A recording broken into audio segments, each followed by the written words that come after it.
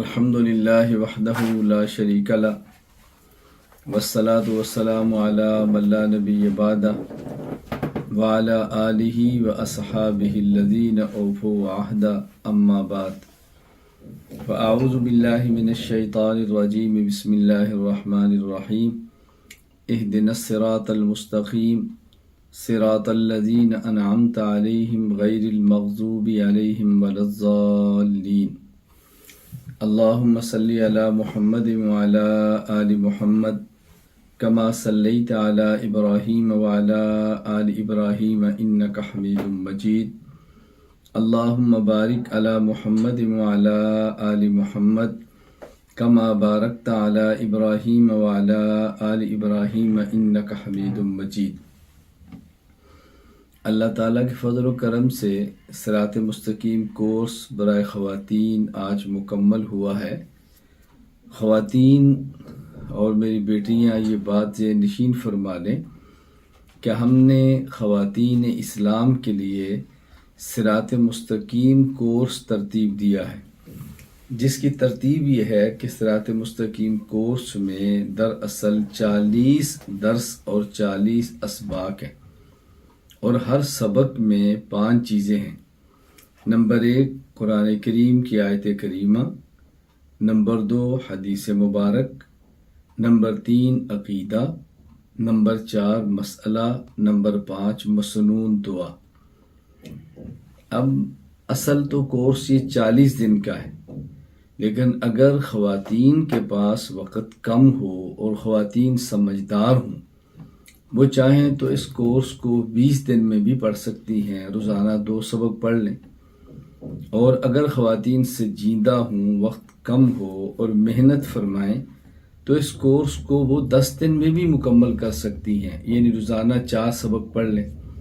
ابھی جس طرح صراط مستقیم کورس مکمل ہوا ہے اور 10 دن میں مکمل ہوا ہے، روزانہ 4 سبق ہوتے رہیں۔ میں اس موقع پر تمام خواتین کو شاباش بھی دیتا ہوں، مبارکباد بھی دیتا ہوں، اور بطور خاص اس خاتون اور اپنی بیٹی کو کہ جس نے عالمہ ہونے کے باوجود اس کورس کو پڑھنا چاہا اور اس ایک کی محنت کی وجہ سے مزید خواتین نے شرکت کی۔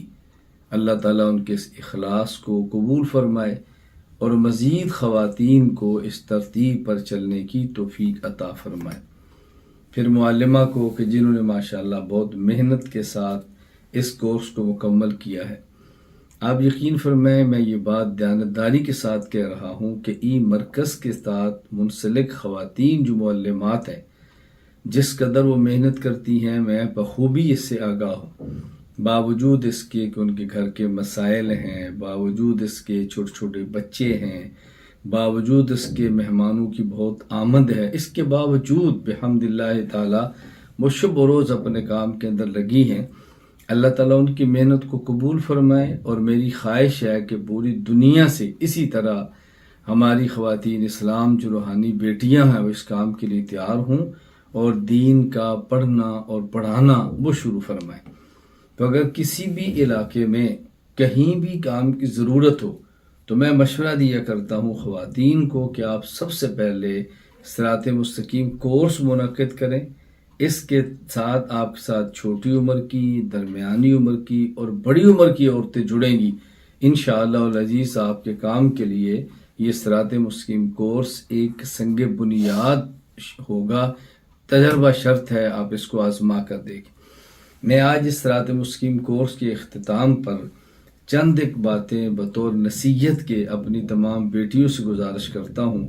اللہ تعالیٰ اس پر میرے گھر والوں کو، میری بچیوں کو، میری بہنوں کو، ہماری ماؤں کو اور تمام کو عمل کرنے کی توفیق عطا فرمائے، میرے اور آپ سب کے لیے اس کو صدقہ جاریہ بنا دے۔ نمبر 1، تمام ہماری مائیں بہنیں بیٹیاں یہ فیصلہ کریں کہ ہم نے زندہ رہنا ہے اور مسلمان عورت بن کر زندہ رہنا ہے، صرف انسان بن کر نہیں، صرف عورت بن کر نہیں، مسلمان عورت بن کر زندہ رہنا ہے۔ مسلمان عورت کا سب سے آسان لفظوں میں جو میں مفہوم بیان کر سکتا ہوں وہ قرآن کریم کی آیت کو سامنے رکھ کے میں بات کر سکتا ہوں کہ اللہ تعالیٰ فرماتے ہیں وَمَا كَانَ لِمُؤْمِنٍ وَلَا مُؤْمِنَةٍ إِذَا قَضَى اللَّهُ وَرَسُولُهُ أَمْرًا أَن يَكُونَ لَهُمُ الْخِيَرَةُ، مومن اور مسلمان مرد اور عورت کے لیے اللہ اور اللہ کے رسول صلی اللہ علیہ وسلم کے فیصلہ آ جانے کے بعد اس کے مقابلے میں کوئی اور کام کرنے کی کوئی گنجائش ہی نہیں ہے، کوئی آپشن ہی نہیں ہے مسلمان عورت کے لیے کہ جب اللہ کا حکم آ جائے اور رسول اللہ صلی اللہ علیہ وسلم کا طریقہ آ جائے تو اس کے مقابلے میں دخل اندازی دے۔ اس لیے تمام مائیں بہنیں بیٹیاں یہ فیصلہ کر لیں کہ ہم نے زندہ رہنا ہے اور مسلمان عورت بن کے زندہ رہنا ہے، اللہ کی بندی بن کے زندہ رہنا ہے۔ اللہ کی بندی بننے میں، مسلمان عورت بننے میں، اللہ کو راضی کر کے جینے میں اگر پورا عالم ناراض ہوتا ہے تو ہو جائے، اور اگر سب راضی ہوتے ہیں تو ہو جائے۔ ہمارے سامنے یہ ہے کہ ہمارا اللہ کیا چاہتا ہے، ہمارا رسول کیا چاہتا ہے صلی اللہ علیہ وسلم۔ تو آج ہم فیصلہ کریں کہ انشاءاللہ العزیز اس دنیا میں زندہ رہنا ہے تو مسلمان عورت بن کے زندہ رہنا ہے۔ ہمارے چلنے سے، ہمارے پھرنے سے، ہمارے اٹھنے سے، ہمارے بیٹھنے سے، ہمارے جینے سے، ہمارے مرنے سے، ہمارے نکاح سے، ہمارے جنازے سے، ہمارے لباس سے یہ پتہ چلے کہ مسلمان عورت ہے، پتہ چلے کہ مسلمان عورت ہے۔ مسلمان عورت ہونے کا بہت فائدہ ہے، بہت فائدہ ہے، میں کیا آپ کو عرض کروں، بہت فائدہ۔ بس اسی میں انسان کی کامیابی ہے، اسی میں انسان کی فلاح ہے، اسی میں انسان کی نجات ہے۔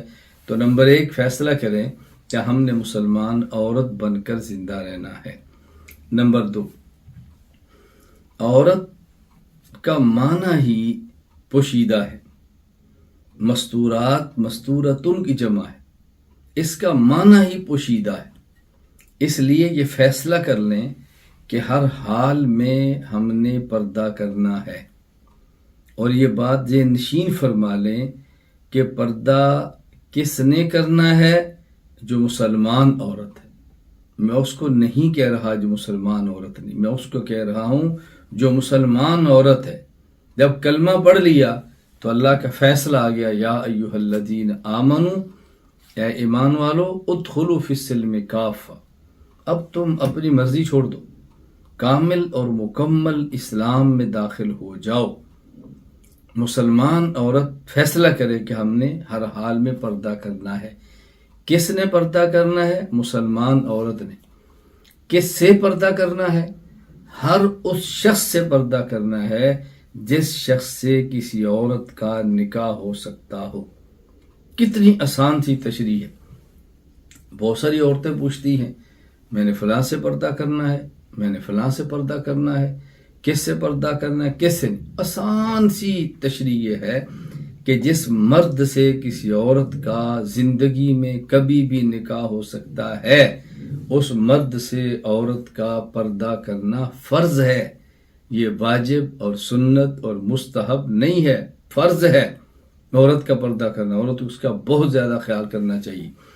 بلا وجہ نامحرم مرد کو دیکھنے سے عورت کو احتیاط کرنی چاہیے، اور اپنے آپ کو چھپانا یہ تو اس کے ذمے ہے، دیکھنے سے بھی احتیاط کرنی چاہیے۔ حدیث پاک میں ہے رسول اکرم صلی اللہ علیہ وسلم کے گھر میں عبداللہ بن ام مکتوم رضی اللہ تعالیٰ عنہ نبینے صحابی آئے، زوجہ مطہرہ ام المومنین رسول اللہ علیہ وسلم کی بیوی ہے۔ اللہ اکبر۔ اللہ کے نبی فرماتے ہیں احتجبا عنہ، تم دونوں اس سے پردہ کرو۔ ان میں سے ایک ام المومنین پوچھ رہا رسول اللہ علیہ وآلہ، یہ تو نبینہ ہے، اس سے کیا پتہ؟ تو نبینہ نہیں ہے۔ آپ نے فرمایا افعمیابان انتما الستما تبصرانہ، یہ نبینہ ہے، تم نبینہ تو نہیں ہو، تم تو اس کو دیکھتی ہو۔ آنے والا صحابی ہے، نبینہ ہے، روحانی بیٹا ہے، جس کے ساتھ نکاح بھی نہیں ہو سکتا۔ وہاں بھی احتیاط برتی جا رہی ہے کہ عورت اس کو دیکھنے سے بھی احتیاط کرے۔ اس لیے یہ فیصلہ کریں کہ ہم نے پردہ کرنا ہے۔ میں اس پر تفصیل سے گفتگو کر چکا ہوں، آپ چاہیں گے پھر کے بھی سمجھا دوں گا۔ عورت کے پردہ کرنے میں عورت کا چہرہ بھی شامل ہے، عورت کے پردہ کرنے میں عورت کی یہ ہاتھ کی پشت بھی شامل ہے، عورت کے پردہ کرنے میں عورت کے پاؤں کی پشت بھی شامل ہے۔ عورت نے پورے جسم کا پردہ کرنا ہے، اس کو ذہن نشین فرما لیں۔ بہت ساری خواتین کا خیال یہ ہے کہ چہرے کا پردہ نہیں، دلائل اس پہ بہت ہے، میں اس وقت دلائل نہیں دے رہا، بات ذہن نشین فرما لیں کہ چہرہ ہی ہے جس کو دیکھ کر عورت یا مرد کے ساتھ نکاح کے فیصلے کیے جاتے ہیں۔ یہ چہرہ ہی ہے جو بنیاد ہے۔ چہرہ تو پورے وجود کی عکاسی چہرہ کرتا ہے۔ کسی کو چہرہ دیکھنے کا معنی کہ آپ نے پورے جسم کی حیت اس کی دیکھ لی ہے، اس لیے چہرے کا پردہ کرنا ہے۔ عورت بہت زیادہ اس کا خیال فرمائے، مسئلہ بتانا ہمارے ذمہ ہے۔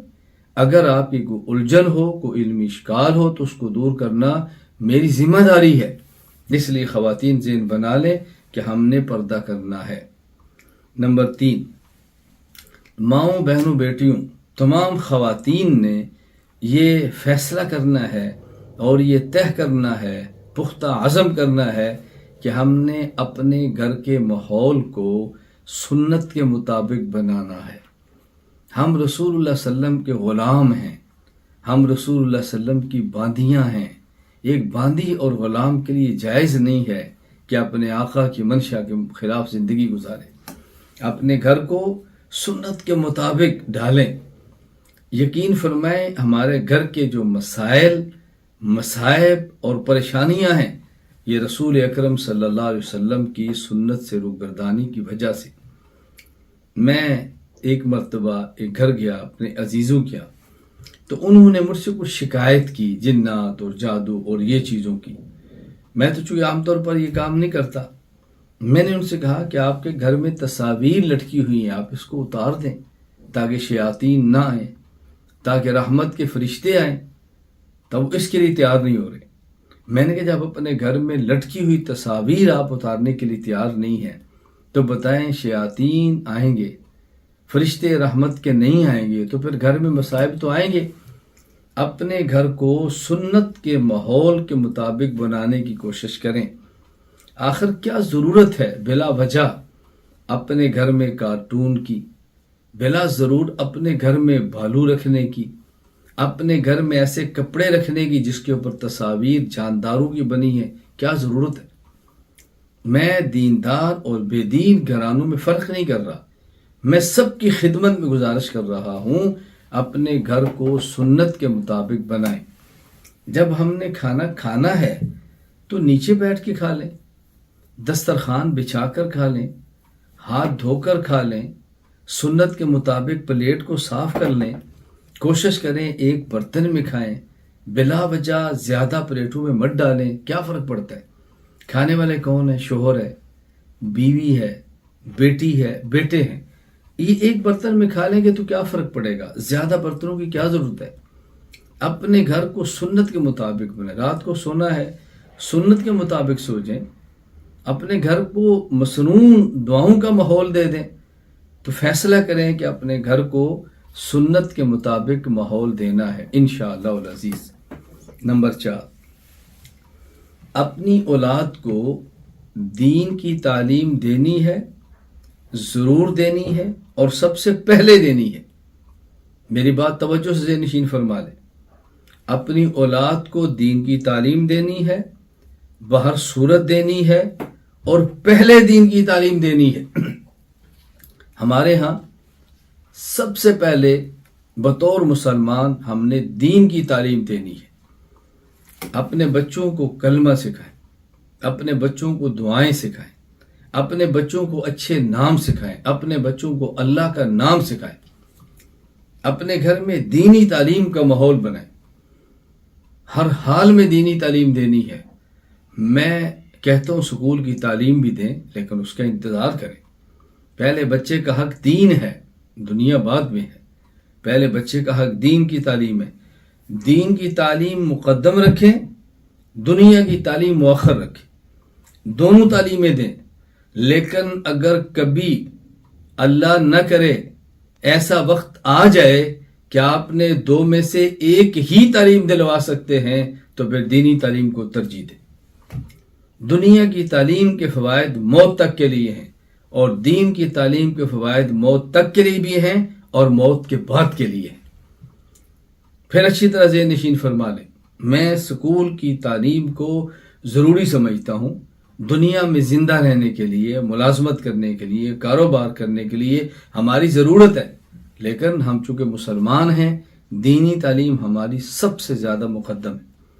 اور اب اللہ کا بہت کرم ہے، اب دینی تعلیم کو حاصل کرنا بہت آسان ہو گیا ہے، بہت آسان ہو گیا۔ جو لوگ کہتے ہیں کہ دینی تعلیم حاصل کرنا مشکل ہے، وہ جھوٹ بولتے ہیں۔ دینی تعلیم حاصل کرنا بہت آسان ہے۔ دنیا میں کون سا شخص ہے جس کے پاس موبائل نہیں؟ کون سا گھر ہے جس گھر میں موبائل نہیں؟ ہر گھر میں ہے۔ آن لائن دین کی تعلیم موجود ہے۔ ہم نے بحمد اللہ تعالیٰ 5 سال کے بچے سے لے کر 100 سال کی عمر تک کے آدمی کے لیے تعلیم کا انتظام کیا ہے، معلمات کا انتظام کیا ہے، اساتذہ کا انتظام کیا ہے، ای مرکز کے ساتھ نظام دیا ہے۔ ماں اپنی گود میں بٹھا کر اپنی بچی کو تعلیم دے، آپ اپنی گود میں رکھ کر اپنی اولاد کو تعلیم دیں۔ بچیوں کو پڑھانے کے لیے معلمات موجود ہے، کوئی مشکل نہیں ہے۔ آپ تعلیم القرآن کورس میں داخلہ لیں، آپ چھوٹی اس سے بڑی عمر کی ہے علم دین کورس 2 سال کا کروائیں، اس سے بڑی عمر ہے 4 سالہ عالمہ کورس کرائیں، اس کے بعد آپ تخصص فی العقائد الاسلامیہ کرائیں، تخصص فی الافتاء کرائیں، تخصص فی الحدیث کرائیں، تخصص فی تفسیر کرائیں، اور اس کے بعد آپ کے پاس وقت کم ہے، اور اگر دینی تعلیم دنیاوی تعلیم نہ ہونے کی وجہ سے اگر عمر بڑی ہے اور مشکل ہے پڑھنا، 1 سال کا ترجمہ قرآن کریم کے اندر داخلہ لے لیں۔ تو ہم نے مختلف چیزیں تیار کی ہیں تاکہ کوئی بندہ بھی دینی تعلیم سے محروم نہ رہے۔ کتنا بہترین نظام ہے، اور بحمد اللہ تعالی ہم نے نظام ہی ایسا دیا ہے کہ خواتین متعلمات اور طالبات کو پڑھانے والی خواتین معلمات اور استانیہ ہیں، مرد نہیں ہے۔ کتنا بہترین نظام دیا ہے۔ تو ہم طے کریں کہ اپنی اولاد کو دینی تعلیم دینی ہے۔ بتاؤ کس قدر اعزاز کی بات ہے کسی والد کے لیے، کس قدر اعزاز کی بات ہے کسی ماں کے لیے کہ اس کا بیٹا، اس کی بیٹی قرآن کی حافظ ہو۔ کس قدر اعزاز کی بات۔ میں کئی بار یہ بات بتا چکا ہوں کہ میں اسکول کا حامی ہوں، اسکول بچے پڑھانے چاہیے، اگر کوئی نہیں پڑھاتا تو اس کو مجبور بھی نہ کریں۔ میری بحمد اللہ تعالیٰ سب سے بڑی بیٹی ہے، حافظہ ہے، عالمہ ہے، معلمہ ہے۔ اس کے بعد میری بیٹی ہے، حافظہ ہے، عالمہ ہے، معلمہ ہے۔ اس کے بعد پھر میرا بیٹا ہے، حافظ ہے، عالم بننے کے قریب ہے۔ اس کے بعد پھر بیٹی ہے، حافظہ ہے، عالمہ بننے کے قریب ہے۔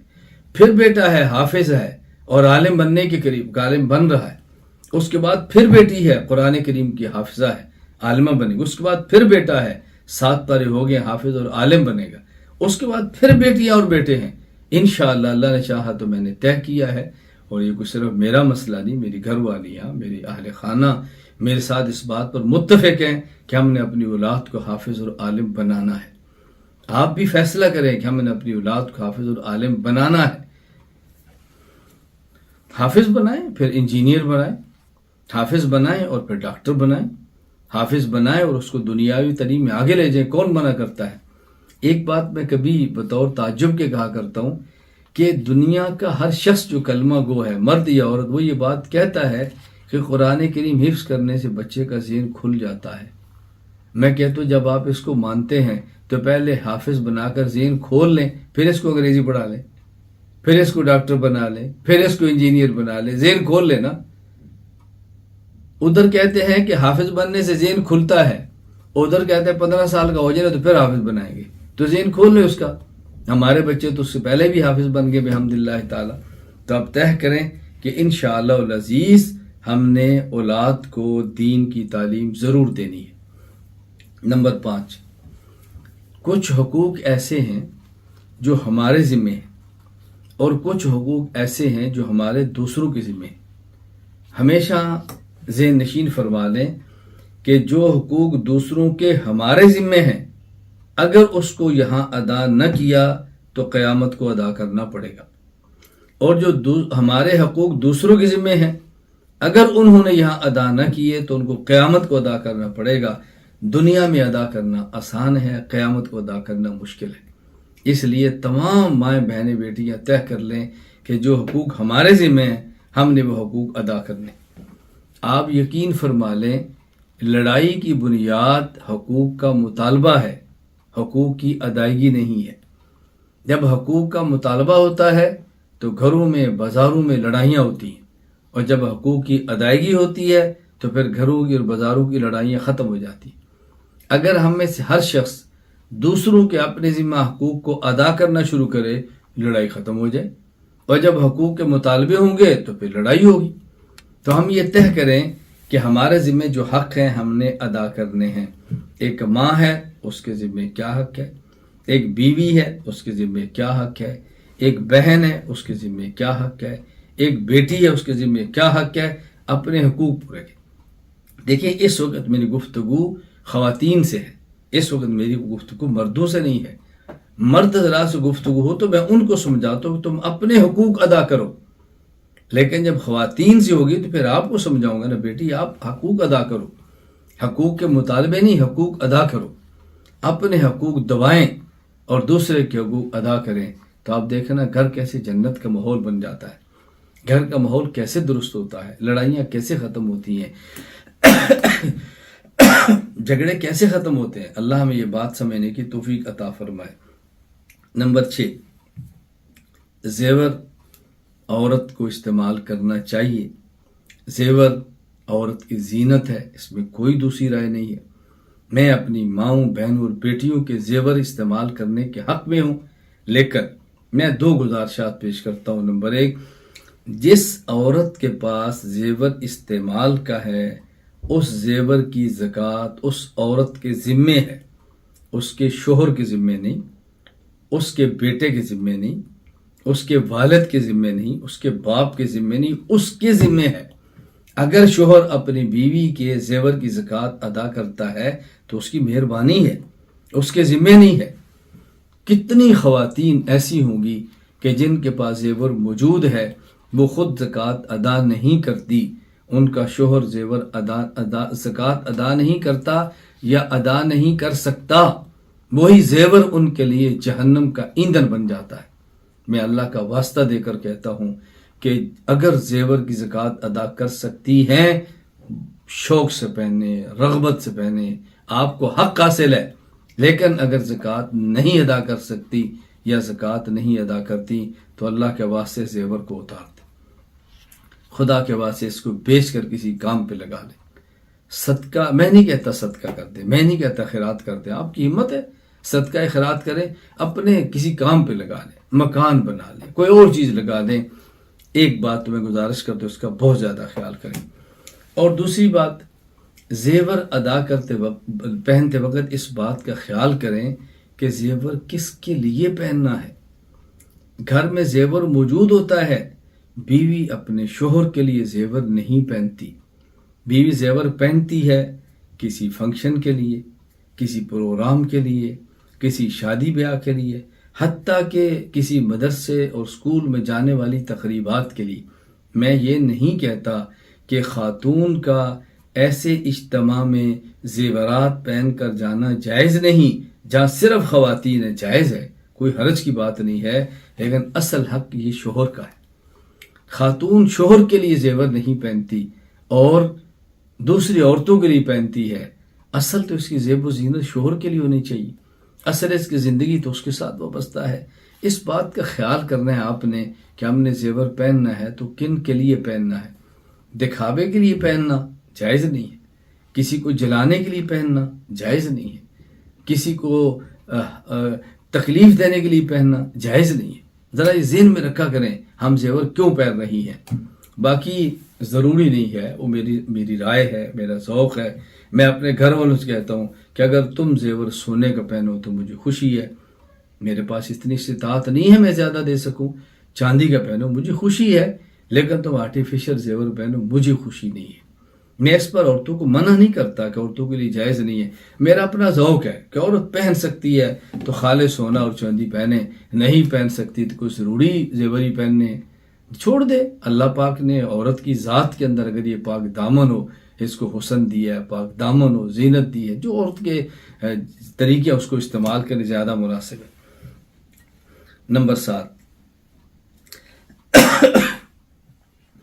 جس طرح خواتین نے، ہماری ماؤں بہنوں بیٹیوں نے اپنی اولاد کو دین کی تعلیم دینی ہے، اس سے زیادہ ضروری ہے کہ خود کو دین کی تعلیم دیں. عام طور پہ ہماری خواتین اپنی اولاد کی دین کی تعلیم کے لیے فکر مند رہتی ہیں اور اپنی دینی تعلیم کے لیے فکر مند نہیں ہوتی. ان کا ایک ذہن ہوتا ہے میں تو بڑی عمر کی ہوں، میری عمر بڑی ہو گئی ہے، میں تو اب نہیں پڑھ سکتی. نہیں، ایسا ہرگز نہیں ہے. رسول اکرم صلی اللہ علیہ وسلم کے دربار میں آنے والی صحابیات بڑی عمر کی تھی رضی اللہ تعالی عنہن. انہوں نے نبی پاک صلی اللہ علیہ وسلم کے دین کو سیکھا ہے. پھر ہماری تعلیم حاصل کرنا ہمارا حق ہے اور پہلے بڑی عمر کی خواتین کے ذمہ ہے. اب بسم اللہ پڑھ کے شروع کر دیں، پڑھتی پڑھتی دنیا سے چلی جائیں، اسی طرح جنازہ اٹھ جائے. تو اہتمام کریں کہ خواتین نے دین کی تعلیم حاصل کرنی ہے. جو میری گفتگو سماعت فرما رہی ہیں وہ نیت کریں اور فیصلہ کریں کہ ہم نے انشاءاللہ قرآن کریم کو ناظرہ تجوید کے ساتھ پڑھنا ہے، ہم نے قرآن کریم کا ترجمہ تفسیر کے ساتھ پڑھنا ہے، ہم نے رسول اکرم صلی اللہ علیہ وسلم کی حدیث مبارکہ پڑھنی ہے، ہم نے اسلامی عقائد پڑھنے ہیں، ہم نے فقہ اسلامی پڑھنی ہے، ہم نے اسلامی تاریخ پڑھنی ہے. جو ہماری شریعت کا علم ہے ہم نے انشاءاللہ العزیز اس علم کو حاصل کرنا ہے. یا آپ اچھی طرح ذہن نشین فرما لیں. نمبر 8، ہمارے ہاں خواتین بطور خاص اس بات کا اہتمام فرمائیں کہ کوئی ضروری کام ہو جس کے بغیر گزارا نہ ہو.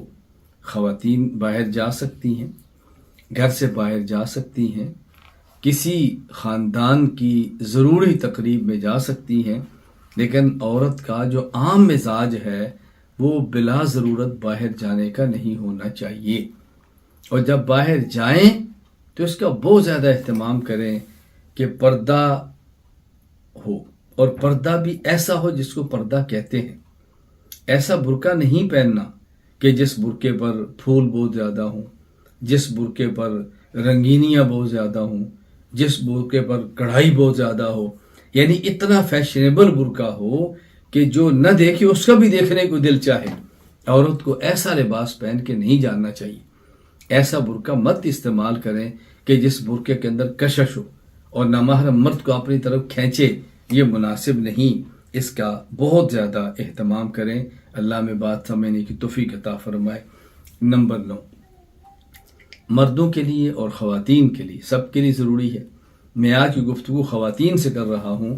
خواتین اس بات کا اہتمام کریں کہ اپنے ظاہر اور باطن کو شریعت کے مطابق رکھنے کے لیے کسی ایسے شخص سے بیعت کا تعلق قائم فرمائیں جو متبع سنت ہو، خود شریعت کا پابند ہو، جو متبع سنت ہو، اور ایسا شخص جو اپنے شیخ کا صحبت یافتہ ہو، اپنے شیخ کا اجازت یافتہ ہو، ان سے آپ کے مزاج ملتے ہوں اور ان سے رابطہ ہو سکتا ہو. بیعت کا تعلق قائم کریں. مردوں کے لیے بیعت کا طریقہ الگ ہے، خواتین کے لیے بیعت کا طریقہ الگ ہے. مرد بیعت کرتے ہیں ہاتھ میں ہاتھ دے کر، خواتین ہاتھ میں ہاتھ دے کر بیعت نہیں کرتی. خواتین کو رسول اکرم صلی اللہ علیہ وسلم بیعت فرمایا کرتے تھے. کپڑا رکھ لیا، ادھر سے آپ ہیں، پردے میں عورت نے ہاتھ لگا لیا، پانی پہ ہاتھ ڈبو دی، ادھر خاتون نے بات پہ ڈبو دیے، جو طریقہ ہے. اب تو چونکہ میں بارہا کہتا ہوں کہ میڈیا کا دور ہے، موبائل ہیں، دور سے رابطہ ہوتا، اب تو اس کی بھی ضرورت نہیں ہے، وائس میسج کی بھی ضرورت نہیں ہے، عورت کو منہ سے بولنے کی ضرورت بھی نہیں ہے. تحریر کے ساتھ بیعت کریں، تحریر کے ساتھ جوابات لیں. تو خواتین کو چاہیے کہ بیعت کریں. اور عجیب بات ہے، قرآن کریم نے صاف لفظوں میں جو بیعت کی بات کی ہے وہ خواتین سے کی ہے. آپ قرآن کریم سورۃ الممتحنہ دیکھیں، یا ایھا النبی اذا جاءک المؤمنات، اے پیغمبر کلمہ پڑھنے کے بعد کلمہ گو ایمان والی عورتیں آپ کے پاس آئیں، یباینک علی اللہ یشرکن باللہ شیئا، وہ آپ سے بیعت کریں کہ وہ شرک نہیں کریں گی، ولا یسرقن، وہ چوری نہیں کریں گی، ولا یقتلن اولادہن، اپنی اولاد کو قتل نہیں کریں گی، ولا یاتین ببہتان، بہتان نہیں باندھے گی، میرے پیغمبر یہ خواتین آپ کے پاس ہیں، ولا یاسینک، آپ کی نافرمانی نہیں کریں گی، ہاں ولا یزنین، یہ بدکاری نہیں کریں گی۔ جب یہ خواتین آئیں فبایعہن واستغفر لہن اللہ، آپ ان کو بیعت فرمائیں اور آپ ان کے لیے ان کے گناہوں کے اللہ سے معافی مانگیں۔ اس لیے خواتین بھی بیعت قائم کریں، لیکن بیعت کا طریقہ ہرگز یہ نہیں ہے کہ اپنے شیخ کے سامنے جائیں، اپنے شیخ سے پردہ نہ کریں، قطعاً جائز نہیں، قطعاً جائز نہیں ہے۔ کسی بھی عورت کا نامحرم کے سامنے بغیر پردے کے جانا جائز نہیں، خواہ اس کا شیخ کیوں نہ ہو، اس کا استاذ کیوں نہ ہو، اس کا پیر کیوں نہ ہو، قطعاً جائز نہیں ہے۔ ہم تو اس کا بھی اہتمام کرتے ہیں کہ پردے کے ساتھ بھی بلا وجہ خواتین اپنے شیخ کو نہ ملیں۔ خواتین کو چاہیے کہ اپنے شوہر کے واسطے سے بات کریں، شیخ کی بیوی کے واسطے سے بات کریں، ان حدود کا خیال کریں۔ اور میری 10 نمبر آپ سے آخری گزارش یہ ہے کہ ہمیشہ 2 چیزوں کا اہتمام کریں۔ نمبر 1، اپنی ہمت، اپنی وسعت اور اپنی طاقت کے مطابق یومیہ کی بنیاد پر صدقہ کا اہتمام کریں۔ نمبر 2، اللہ سے دعائیں بہت زیادہ مانگنے کا اہتمام کریں۔ صدقات انسان کو دنیا میں مصائب سے بچاتے ہیں، موت کے بعد عذاب سے بچاتے ہیں۔ صدقات اللہ کے غضب کو ٹھنڈا کر دیتے ہیں، اور دعائیں یہ کیا کرتی ہیں؟ اللہ اکبر، انسان جو بھی دعا مانگتا ہے اللہ وہ دعا جو اس نے مانگی ہے وہ عطا فرماتے ہیں۔ اگر اس کے حق میں مناسب نہ ہو تو پھر اس دعا کے بدلے میں آنے والی مصیبت ختم فرما دیتے ہیں۔